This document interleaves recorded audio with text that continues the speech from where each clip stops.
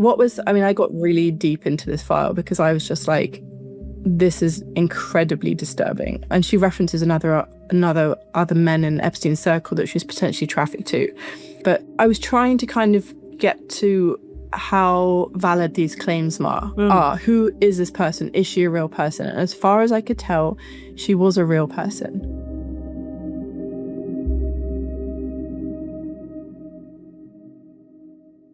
Josie, a lot of the people mentioned in these files, there's always been the sense that famous people, rich people who are mentioned have said they just weren't aware of what Jeffrey Epstein was doing. We know he was convicted back in 2008 for procuring a child for prostitution. You found some really interesting details about how he tried to sort of whitewash his image effectively. Tell us a bit about that. So an interesting document I found was Epstein hiring this man called Seckel. What's interesting about him is that he happens to be Ghislane Maxwell's brother-in-law.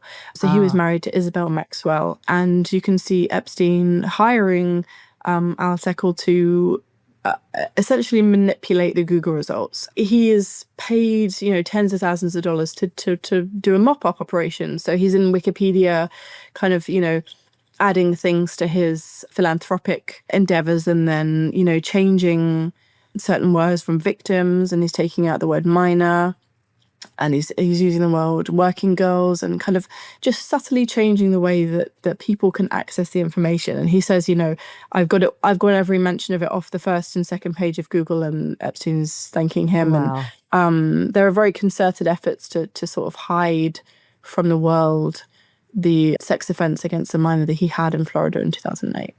Josie, one of the other questions that has always been asked around Jeffrey Epstein was, where did he get his money from?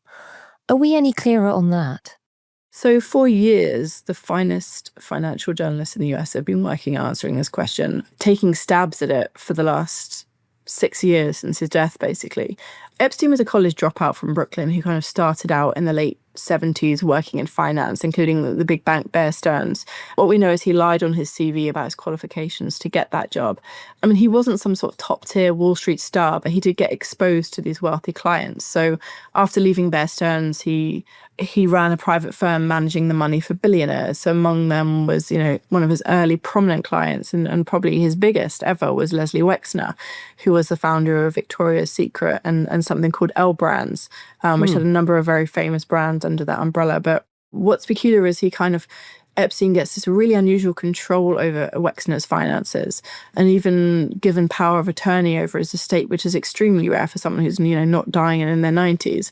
And Epstein ends up getting this now infamous townhouse, which I think is considered to be the largest in New York City for square footage. But that mansion originally belonged to Wexner, and you see a deal in there of Wexner giving it to Epstein for precisely $0. Wow.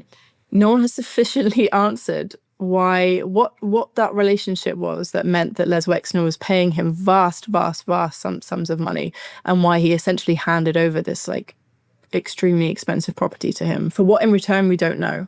He then begins kind of moving with these really highly influential figures in finance. And at one point says he even represents the Rothschilds. So what he seems to have been doing, and which was very clever on his part and kind of seemed to have fooled both the tax authorities in the US and journalists trying to investigate it, is he hid a lot of his money in these shell companies and offshore accounts and complex trusts. So it's really taken a very long time to kind of unpick where all this money came from, where it is now. And we should say, Les Wexner's lawyers have said that Wexner had no knowledge of any inappropriate or unlawful activity with young women by Epstein. But Josie, Les Wexner will be giving evidence now to the House Oversight Committee. What should we expect from that? Yeah, so Les Wexner is one of a handful more that we're to hear from in Epstein's circle. So we also have Darren Indyke and Richard Kahn, who are the kind of executors of Epstein's estate, and his accountant and lawyer. Wexner will be an incredibly interesting one. What we know from the files is Epstein and Wexner were kind of very close during the 90s, and they had this kind of very acrimonious split in 2007. We don't know over what.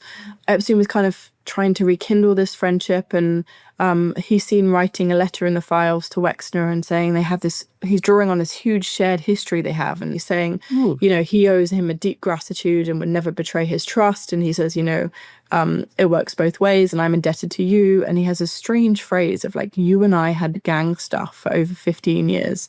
What he meant by gang stuff, I do not know. And so I think Wexner, if he is willing to talk, will be probably one of the most interesting people to take the stand.